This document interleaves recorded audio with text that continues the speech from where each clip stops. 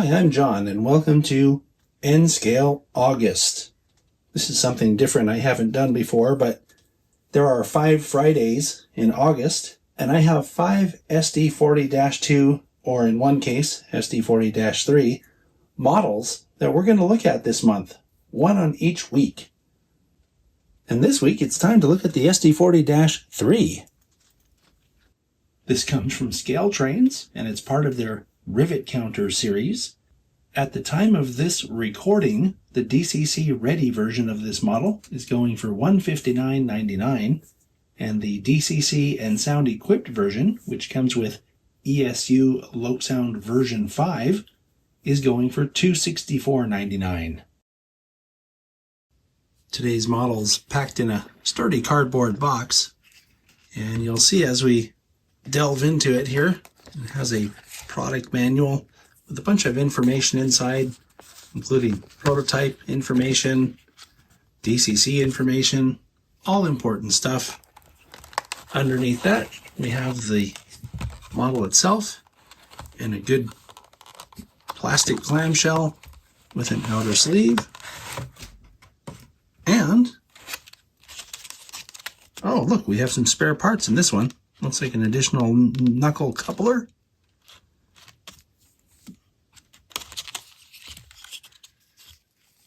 And then, of course, the model itself.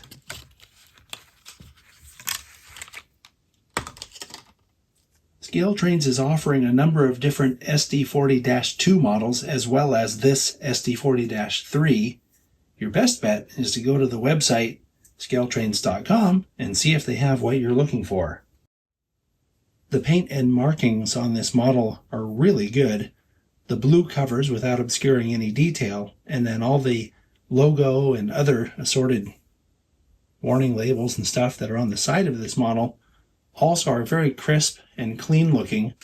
Something I'm finding really interesting is the fact that it has a yellow stripe on the side of the sill, but it also has the conspicuity stripes that are added to that, and it gives it a really busy look that makes it, to me, look more realistic. That's pretty cool. Looking at the detail on the front of the model, you can see it has a sunshade, wind deflector detail. You can see in there it has a detailed interior as well. And then it has separately applied windshield wiper detail. At least it looks separately applied to me.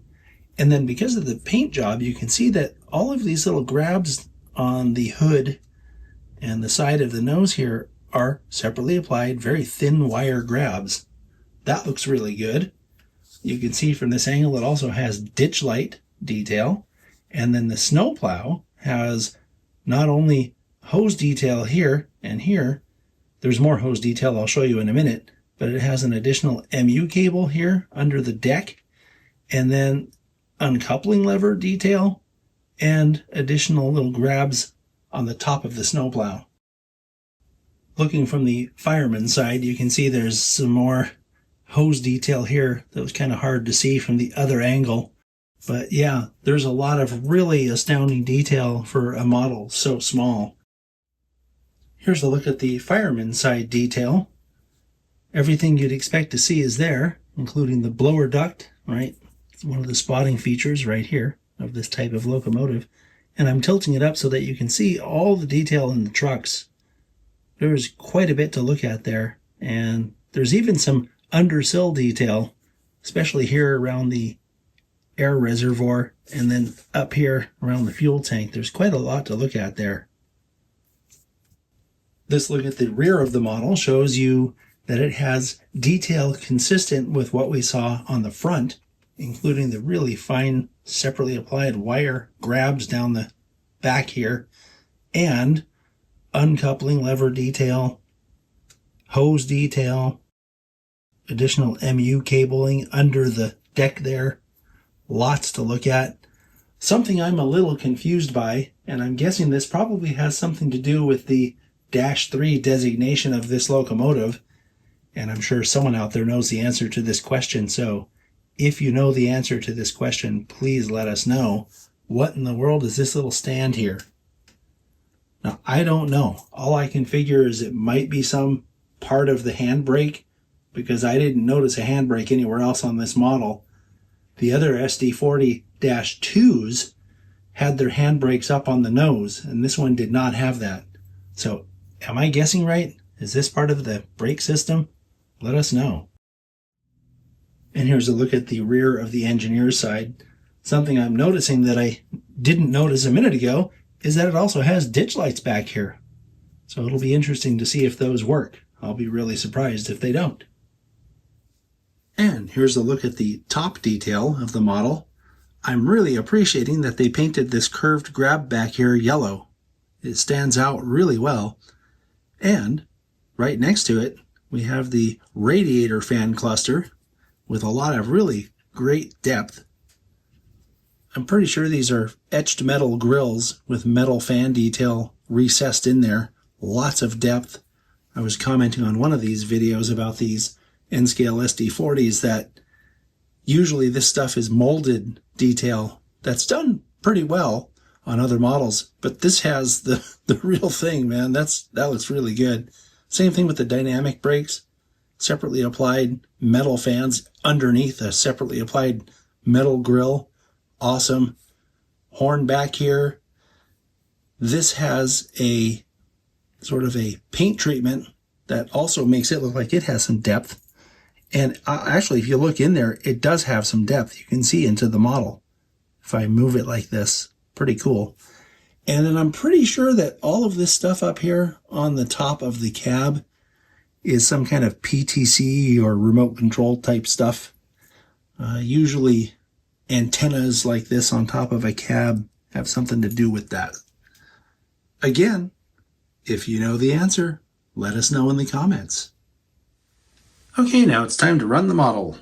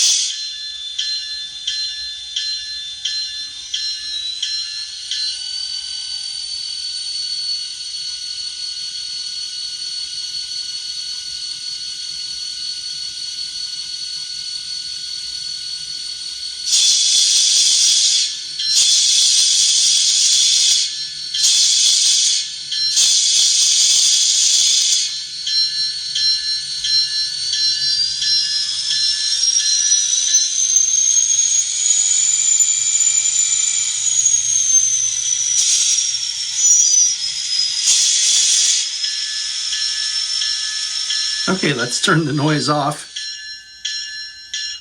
And we're going to run it with no sound activated so you can hear the mechanism.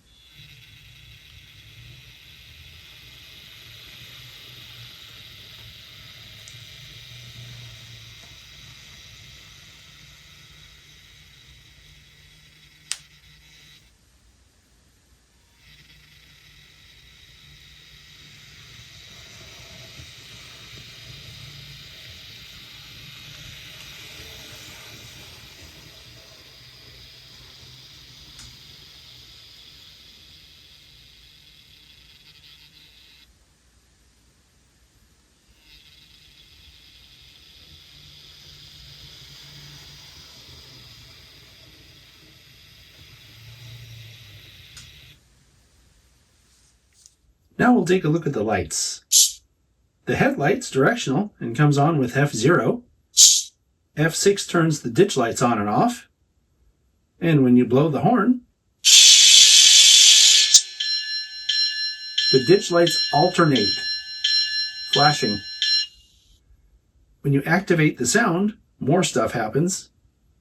Specifically, the number boards come on, and you can actually toggle the number boards on and off on this model with F14 when the sound is activated.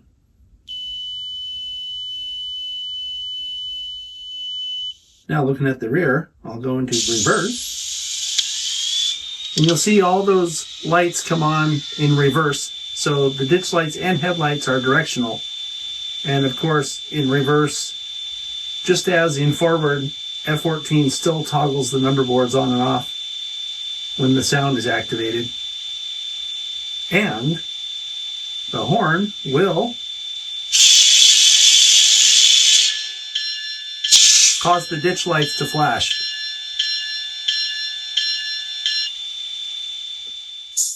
This was another great release from ScaleTrains in this SD40 series, SD40-2, or I guess in this case, SD40-3.